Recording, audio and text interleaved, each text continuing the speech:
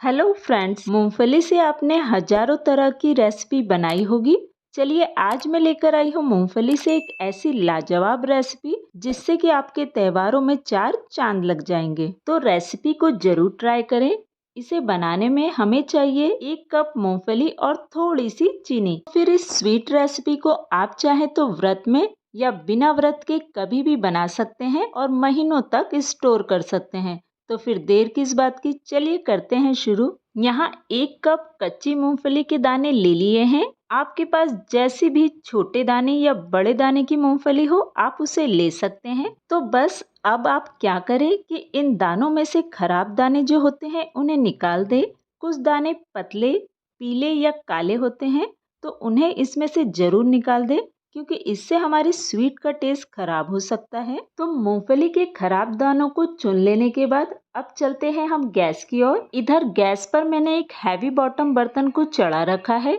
इसमें हम मूंगफली के दाने डाल देंगे और लो फ्लेम पर लगातार चलाते हुए भून लेंगे। आप चाहे तो इस रेसिपी में भुनी मूंगफली को भी यूज कर सकते हैं। बस इस बात का ध्यान रखें कि मूंगफली के दाने नमकीन नहीं होने चाहिए। यहाँ मूंगफली के दानों को हमें बिल्कुल धीमी आंच पर भुनना है। ध्यान रखें कि मूंगफली के दाने जलने ना पाए और ना ही इन पर डार्क स्पॉट आने चाहिए। तो यहाँ लो फ्लेम पर हम 2 से 3 मिनट इसे अच्छे से भून लेंगे। यहाँ आप कैसे समझेंगे कि मूंगफली के दाने अच्छी तरीके से भुन चुके हैं? तो 2 से 3 मिनट बाद आप दाने को इस तरीके से हाथ में लेके जब रगड़ेंगे तो आप देखेंगे कि इसका छिलका बहुत ही आसानी से उतर जाता है।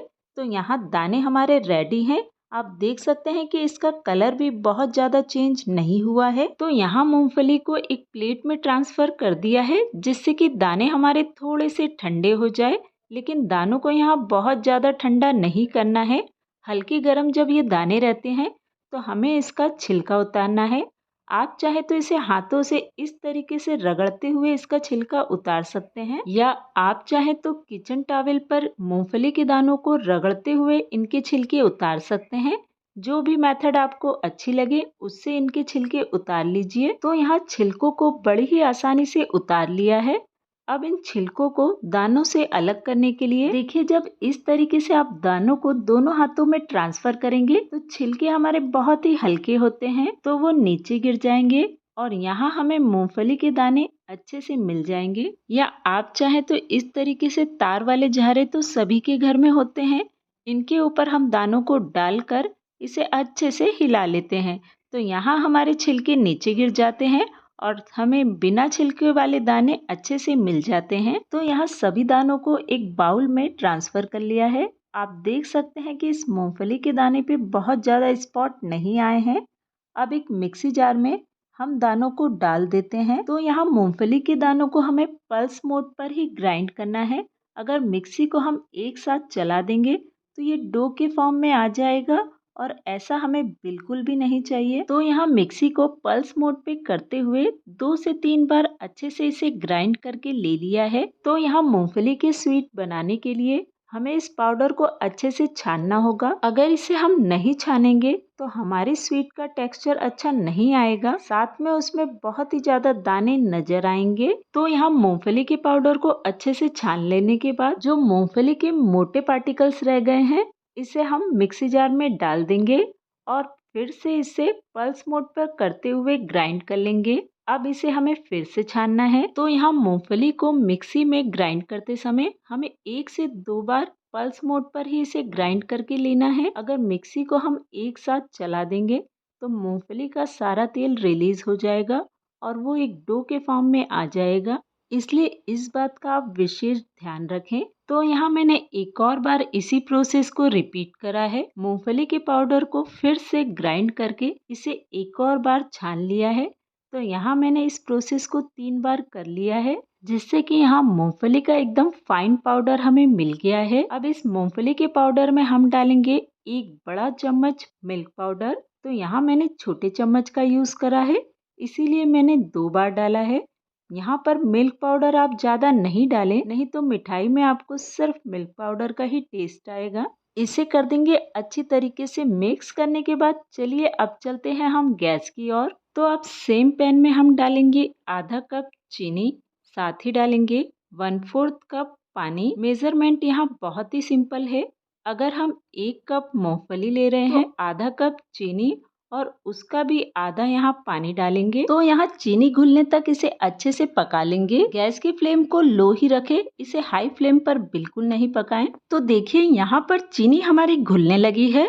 यहाँ हमें एक तार की चाशनी बनानी है। तो जब चाशनी में हमारे हल्का सा तार बनने लगता है, उस स्टेज तक हमें इसे पकाकर ले लेना है। तो आप चाहें तो इस स्टेज पर किसी एसेंस का यूज भी कर सकते हैं, जैसे कि केवड़ा एसेंस या मैंगो एसेंस। ऐसा करने से हमारी चाशनी में उसका बहुत ही अच्छा फ्लेवर आएगा। लेकिन मैंने इसमें किसी भी प्रकार के एसेंस का यूज नहीं करा है। तो 2 से 3 मिनट में ही आप देखेंगे कि यहाँ चीनी बहुत ही अच्छी तरीके से घुल चुकी है और यहाँ चाशनी में हल्का सा तार बनने लगा है। तो इस स्टेज पर हम पहले तैयार करे गए मूंगफली के पाउडर को डालेंगे। लेकिन यहाँ मूंगफली के पाउडर को हम 2 बैचेस में डालेंगे, जिससे कि हमारी चाशनी में इनके लम्स नहीं बने। और एक बैच डालने के बाद इसे अच्छी तरीके से मिक्स कर लेंगे। इस समय गैस की फ्लेम एकदम लो होना चाहिए और आप चाहे तो गैस की फ्लेम को ऑफ भी कर सकते हैं। एक बार जब मूंगफली का पाउडर अच्छी तरीके से इसमें मिक्स हो जाता है, तो गैस की फ्लेम को फिर से ऑन कर लीजिए।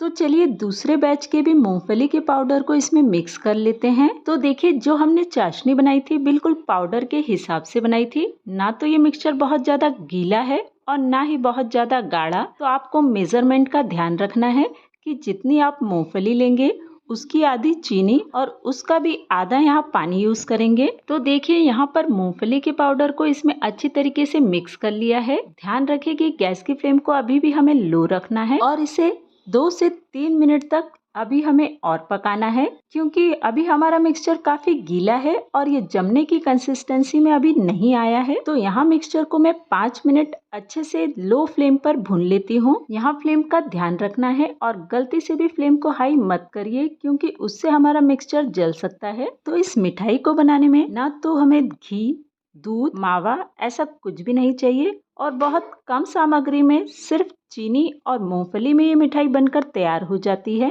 तो मिठाई का ये मिक्सचर अभी काफी गाढ़ा लग रहा है। इसे चेक करने के लिए इसे हम चम्मच में थोड़ा सा ले लेते हैं और इसे हल्का सा ठंडा होने देते हैं। तो यहाँ बर्फी के मिश्रण को अभी चलाते रहिए, नहीं तो ये तली से लग सकता है। और जो चम्मच में हमने मिश्रण लिया था वो हल्का ठंडा हो चुका है। उसे हाथों में लेने पर उसकी गोलियां आसानी से बन जाती है। तो गैस की फ्लेम को हम बंद कर देंगे। आप चाहें तो इस मिश्रण को किसी बर्तन में निकाल सकते हैं। मैंने इसे इसी पैन में रहने दिया है और इसे कवर करके हम थोड़ा सा ठंडा होने देंगे। तो यहाँ 2 से 3 मिनट में मिश्रण हमारा हल्का सा ठंडा हो चुका है, पर ये पूरी तरीके से ठंडा नहीं है।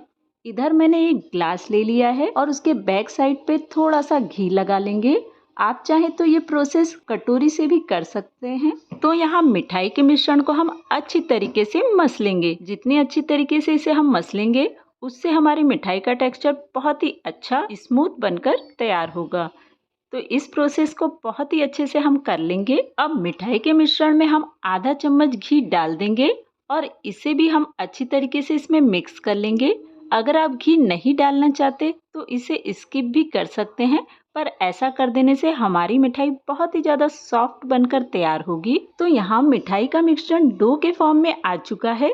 ये डो हल्का अभी गर्म है। तो मिठाई के मिश्रण को अब हम चॉपिंग बोर्ड पर ले लेंगे और बेलन पर थोड़ा सा तेल लगाकर इसे अब हम बेल लेंगे। तो मिठाई की थिकनेस आप जितनी भी पसंद करते हैं उसके अकॉर्डिंग बेल लीजिए। इस मिठाई का टेस्ट आपको मार्केट में मिलने वाली काजू कतली के टेस्ट से मिलता हुआ लगेगा। तो यहाँ किनारों को मैंने थोड़ा सेट कर लिया है, जिससे कि हमारे मिठाई का मिश्रण थोड़ा भी वेस्ट नहीं हो।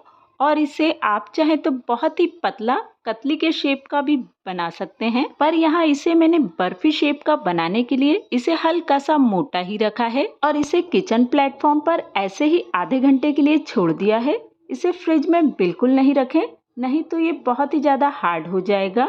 तो आधे घंटे बाद इसकी मैं बर्फी यहाँ कट करके ले लूँगी। तो यहाँ इस बर्फी को आप अपनी पसंद के अनुसार डेकोरेट कर सकते हैं। आप चाहें तो इस पर चांदी का वर्क भी लगा सकते हैं, पर चांदी का वर्क हेल्थ पर्पस से ठीक नहीं होता, इसीलिए इसे मैंने पिस्ता की कतरन और केसर से डेकोरेट कर लिया है। फेस्टिवल आने को है ऐसे में कम बजट में बनी ये मिठाई आपको कैसी लगी, कमेंट करके मुझे जरूर बताइएगा। अगर रेसिपी अच्छी लगी हो तो दीजिएगा इसे एक छोटा सा लाइक, चैनल को सब्सक्राइब, वीडियो को फ्रेंड्स और फैमिली में शेयर। Thank you.